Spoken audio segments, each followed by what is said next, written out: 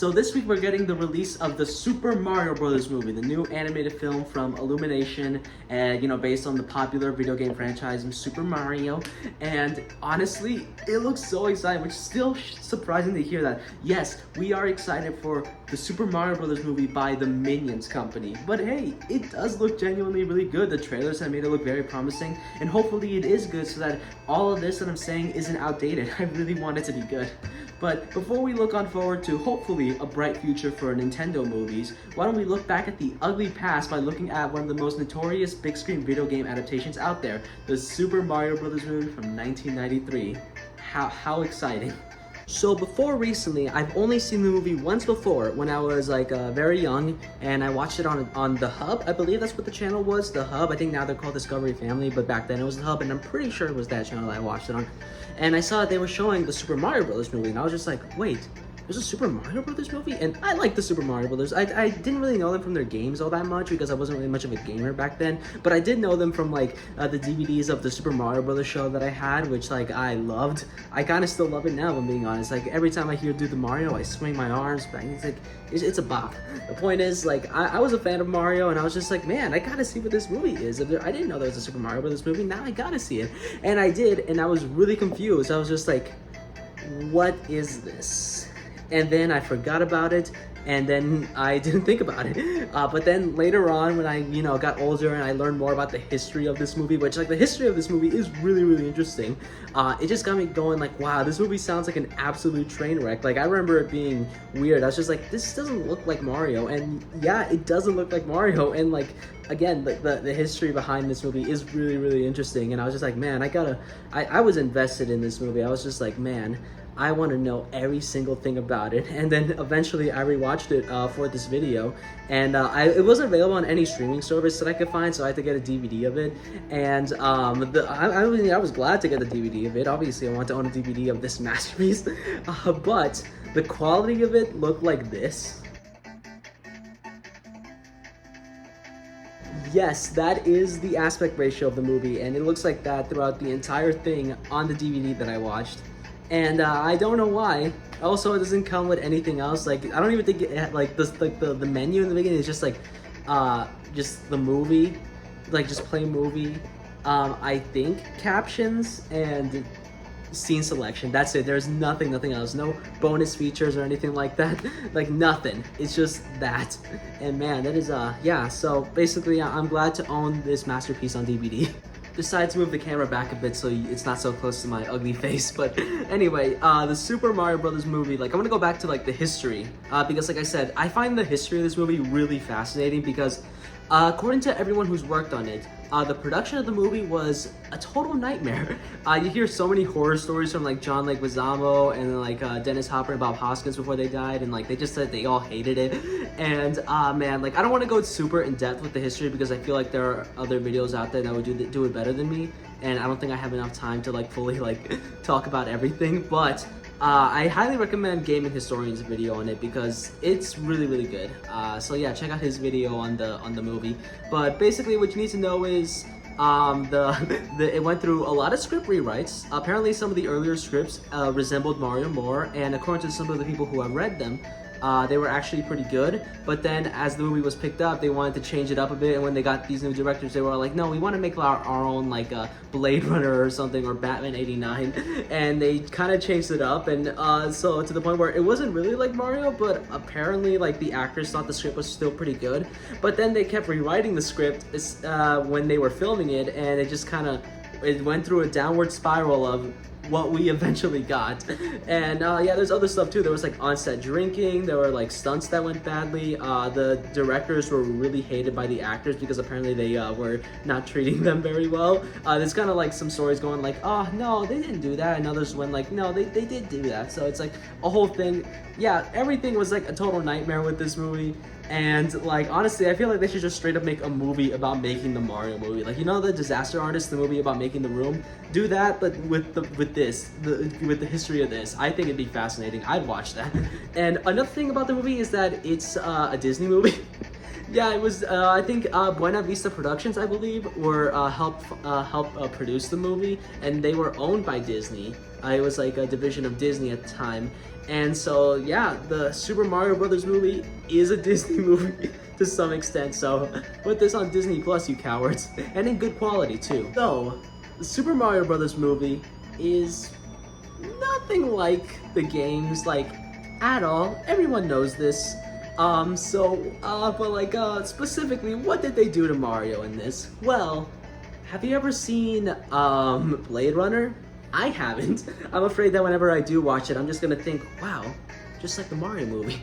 But yeah, it takes place in this, like, almost like, I want to say sort of cyberpunk sci-fi world where, like, dinosaurs evolved into, like, human-like creatures, and Mario and Luigi are transported there, and they have to save Princess Daisy, not Peach. I'm assuming it's because at the time she was still referred to as Toadstool, and they thought Toadstool was a lame name, so they went with Daisy instead. But regardless, okay, so yeah, Daisy, who turns out is actually, like, the daughter of, like, this guy who turned into, like, a mushroom thing in the world of the dinosaur people, and she holds, like, the last piece of, like, the asteroid that sent dinosaurs to this place, and King Koopa, not Bowser, King Koopa, needs it, so that way he can, like, restore it to the meteorite, and then, like, be able to take over the world of both the dinosaur people and the human people. And this is all super bonkers, honestly. And it's like, some part of me, like, usually when it comes to adaptations, I like to think, like, how would this work as its own thing as well? But it's, like, really hard to do so, because it's like, it's so hard not to take this away from the fact that it's supposed to be a Mario movie, because it's called Super Mario Brothers. It's supposed to be that, and it makes me go, again, what is all of this? So it's like, I'm sure it's its own thing, it's also not very good, but, like, you know, it's, like, really hard to, like, it's really hard for me to separate it from the title, because it's Super Mario Brothers. It still has some things, yeah, some Mario stuff still shows up, like Mario and Luigi, where, hold on, wait, I have it in my notes. Oh yeah, at the hour and 6 minute mark, that's when they put on the green and red outfits, which honestly, like, I actually kind of like them. They kind of look like the, you know, like the green and red outfits that Mario and Luigi wear, but with, like, some dirt and grime on it. It's like, I don't know, I kind of like the designs of it. Like, you know, NECA, the people who make those, like, figures based on, like, Turtles, like Ninja Turtles, Friday the 13th, Aliens, that kind of stuff, like Gremlins, like, can you make figures of, like, Mario and Luigi in this movie? I highly doubt it'd be possible, because, like, you know, they probably need to get the rights from Nintendo, and they probably don't want us to remember this movie exists. But, like, man, I think it'd be cool. I think straight up make those figures. There's a character named Toad in this, but he's more like not a mushroom. He's like a rocker dude, like a stoned out rocker dude. And Goombas exist, but they're not like the little brown mushroom monster things. They're like these giant bodied, like, dinosaur people with tiny lizard heads. And then there is a Bob-omb though, and it kind of looks like the Bob-omb from the game, and I think it looks kind of cute. Like, if it's available, like, if they sell that prop somewhere, I kind of want it. I'd kind of want it. It looks kind of cute. But yeah. Also, there is, like, Big Bertha in this movie. You know, the giant, like, fish from the games, except it's just like a giant woman in this, so that Mario dances with, and, like, he puts his face on her cleavage. So, you know, yeah, that's in there as well. So the idea of doing a darker or edgier story but with the Mario characters would sound dumb to a lot of people. I am not one of those people. Look, for real, I feel like the idea, if done well, if executed well, could probably work. I'm thinking in the sense of, like, I really like the 1989 Batman movie, or like the 1990s Ninja Turtles movie, where they took something that at the time was still seen as very kid-oriented or kid-friendly, and then gave it, like, an adaptation that was kind of darker but still had all those elements from the stuff, and still had some of the colors in it. And I feel like that's what they wanted to do here, but it doesn't really work, because, like, with Batman 89 and 1990 Ninja Turtles, you can still tell that that's Batman and Ninja Turtles. It still has all the stuff. Here, this is, like, there's nothing Mario related at all. Like, nothing from, like, the games at the time, nothing from World or Land or 3 or 2, and nothing. And just, like, a few miscellaneous things here and there, but I was kind of into that, not gonna lie. Like, I was just, like, so invested in this bonkers, like, world that they set up. I was just like, what other weird stuff am I gonna see? What other bastardization of Mario am I going to see? And then when eventually something Mario related came up, I was just like, oh dang, yeah, that's so cool. And keep in mind, I said this all with irony. but that's kind of the fun in it. Just like seeing just what other bonker stuff is gonna happen. Like, yeah, sure, a car chase with these like, okay, I'll admit it, cool looking cop cars, but still cop cars that you wouldn't see in anything Mario related. But like, I was just like, okay, this is happening now, and it was not gonna lie, I enjoyed that ride. I enjoyed it. Okay, but here's something genuinely good about the movie, not just ironically good. I actually like Bob Hoskins and John Leguizamo as Mario and Luigi in this. They kind of play it differently than we see in like other versions of Mario and Luigi, where like Mario here is more of like the traditionalist. He's all like, no man, we gotta do things strict, we gotta do things normal, no taking any risk. But Luigi is all like, come on, we gotta like, take some, risk, we gotta go on an adventure kind of stuff. And I think the dynamic, at least between those two actors, is actually pretty good. Like, I think like they did a pretty good job playing off of each other, and like it kind of makes me wish we got to see their dynamic, like Bob Hoskins and John Leguizamo centered story in something good and not this. But like, I'll admit, I like it. And also, I guess it's just me being like a huge fan of the Luigi and Daisy ship, but like, I don't know if there was anything with those two characters prior to this movie. But I'm just saying, here there's somewhat of a romantic romance, I don't know why I repeated myself there, with like Luigi and Daisy in this movie. And then later on in other Mario stuff, officially from Nintendo, we would see sort of like them gearing towards, the idea of those two being together. So I'm not saying it's a possibility that this movie started it, but I'm not saying that either. So I do feel like there's like a certain like somewhat charm to like just like the way everything looks. Like, yeah, it looks nothing like Mario, but a lot of effort was put into these sets, into these costumes, into all this stuff. And like, I may not love that they took this direction with Mario, but I can at least respect the work, the effort that it must have taken to build all this stuff. It's still impressive, I'll admit that. And yeah, it's kind of cool looking. Maybe it could be cooler if it was in something that wasn't Mario related. But still, looks some of the sets and stunt work looks kind of cool. By the way, Yoshi is in this movie. Yes, I forgot to mention Yoshi is in this, and he looks like realistic. Well, maybe not realistic, but like a Jurassic Park looking dinosaur. And yeah, looks nothing like Yoshi. And at one point, he gets stabbed. So yeah, Yoshi gets stabbed in this movie. I can't wait to see that happen in the new one. And then after the whole adventure is over, Mario and Luigi return back to Brooklyn, and Daisy decides to stay behind because she's like the princess of this place and she wants to fix it up, and Luigi is all like, all right, I understand. And so they go off. Then they're like, they're back home, and then all of a sudden, when everything seems normal, Daisy comes in, goes like, guys, I need your help.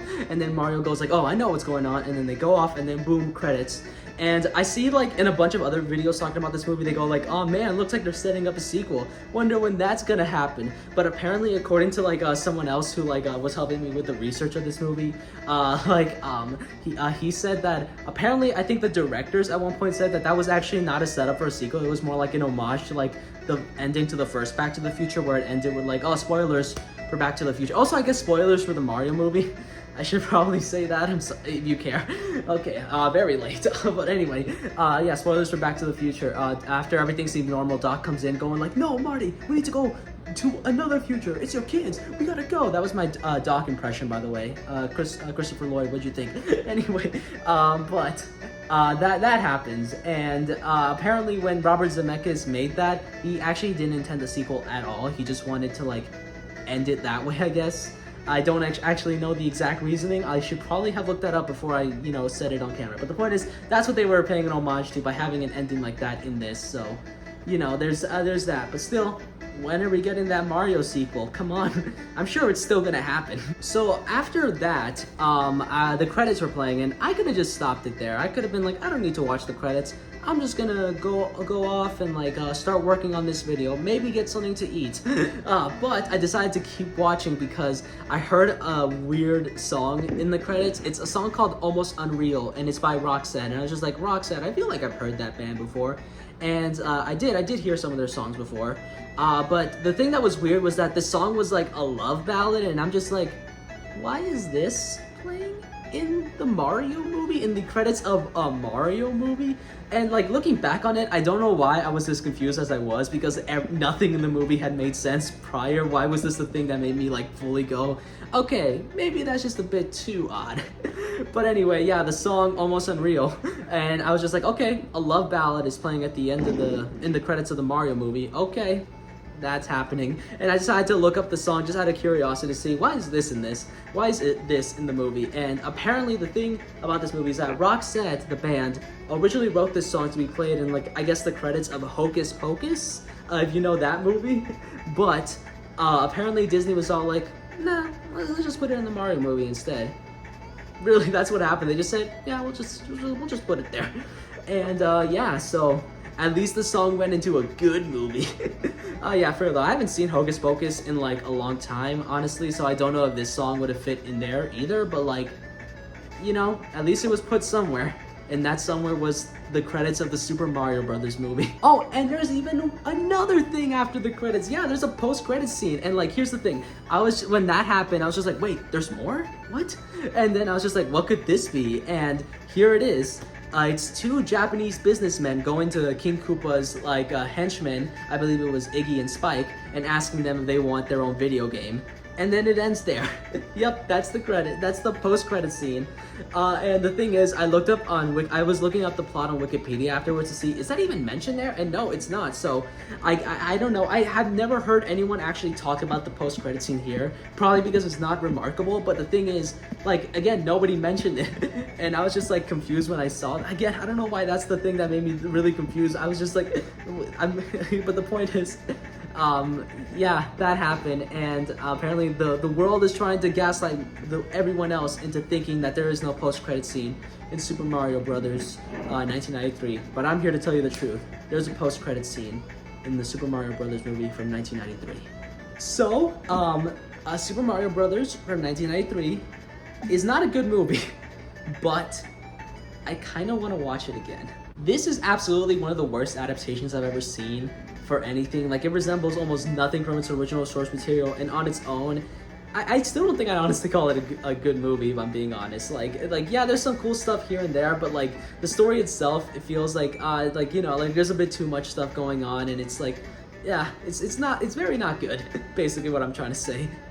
But unlike other bad adaptations that I've seen that just try to take stuff out from the source material or water it down or just like make it lose its soul and whatever made it good, this it tries to be nothing, like almost nothing like its original source material, but it still has its own soul. It's like a really bonkers, crazy, not good soul, but it has soul in there. And it is honestly such a fun ride to like just like watch this and just go like awe and like the like bonkersness of it all. Like, oh my god, this is what they did to my Mario. This is what they massacred my boy, and it is great. I'm definitely happy that nowadays we're getting more like good video game movies based on video games. Like, there's still a few bad ones here and there, but it seems like nowadays with stuff like Detective Pikachu or the Sonic movies, and even like what it looks like the upcoming new Illumination Super Mario movie, which is still weird to say, the Illumination Mario movie being good. It feels really odd to say, but it looks like it's happening. It's just great that we're getting good video game adaptations on the big screen, and I am so excited for the new Mario movie. It looks amazing, and it looks like so much fun, and it actually has stuff from the games. It looks great, and I am so excited to see it. But until then, I'm just gonna say, yeah, this movie, the Mario movie we have before, is not very good, but I kind of liked it for just how terrible and bonkers and wild and crazy it is. I would absolutely watch it again, maybe with like a friend, honestly, to show them the insanity of it as well. But yeah, Super Mario Brothers 1993, it's one of the worst adaptations I've ever seen, but it's one of the best worst adaptations